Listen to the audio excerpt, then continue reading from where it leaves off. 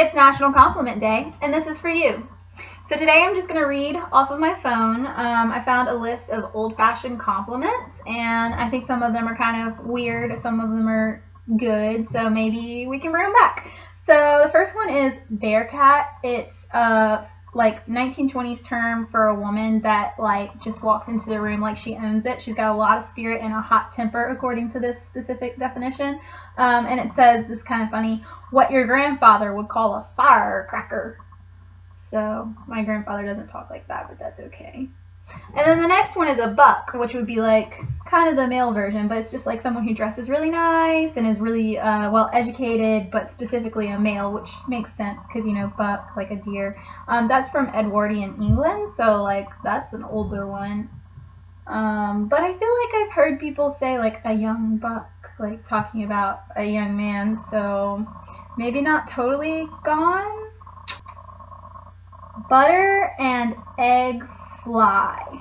You are a butter and egg fly. I can't wait to find out what this means. It's from the 1930s, and it says the meaning is a generic term for an attractive woman with the particular kind of allure and flirtatiousness that means she constantly has a ring of admirers and acolytes. I don't know that word. Had her own table in school lunchroom and probably has over 1,000 Facebook friends. Well, aren't you butter and egg fly? What? Okay, they use it in an example sentence, and it says, you got Tinder swipes by Prince Harry? You're such a butter and egg fly. So it's like you're a butter and egg fly, not like you're so butter and egg fly, which like makes more sense to people because, like, to me, because like our generation says you're so fly. But you're a butter and egg fly. I don't know what that means, but okay. Cute. Darb. D-A-R-B. Darb. You're such a darb. That sounds like an insult. But in the 1900s to 1910s, a darb was an amazing, excellent person. You're so darb. Minikin. I gotta show you, there's this really super cute picture of a cat in a hat. Not like the cat in a hat, but that cat in a hat's really cute. And it says, in the 1800s, minikin meant, who's a good minikin? You are. Yes, you are. You just could do a minikin. I'm gonna start saying that, minikin. That cat's a minikin, for sure. Oliver Twist from the 1920s means jaw-dropping dancer who's just casually been doing urban breakdancing for 10 years but doesn't make a big deal of it until you're in the club and suddenly everybody's in a circle around them clapping. You know anyone like that? I know people like that. Oliver Twist, because they do in the twist. Okay, moving on. Alright, I like this one. So, prime article. This is from the 1800s, and it basically just means the cream of the crop, the prettiest person in the room, the stunner, the person you'd be lucky to talk to. I will be the prime article at this party. You better believe it. I like that. You're the prime article.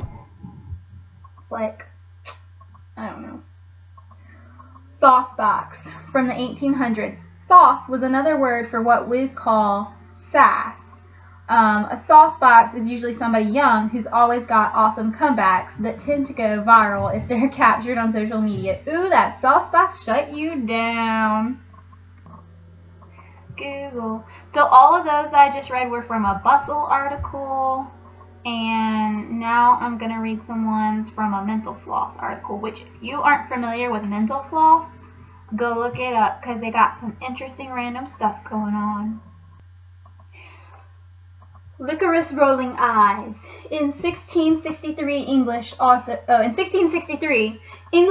John J.G. Go, not making that up, made a living off the art of niceties by publishing the Academy of Compliments, in which he offers a wide variety of options for laying some charm on a romantic partner, along with the above line. I like this one. So, the Victorian era, the word bricky meant like brave, because like, you know, strong and like unyielding, tough, bricky. You're very bricky. You're a bricky person. You're a tough person. You're a brave person. I like that. Okay, well, I think that's going to be the end of that because I'm not finding any more really interesting ones, but I hope you found some compliments that you can pull from. I kind of like Bricky, I kind of like Buck, and I kind of like, there was another one. What was the other one? That was a really good one.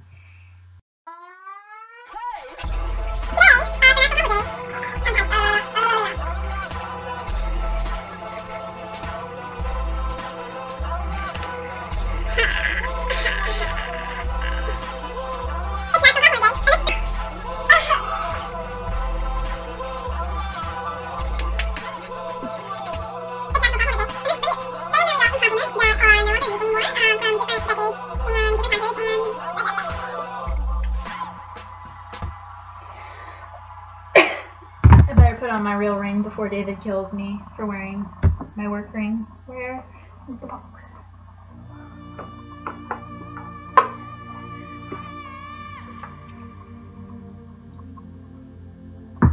I made $100,000 this year. There we go.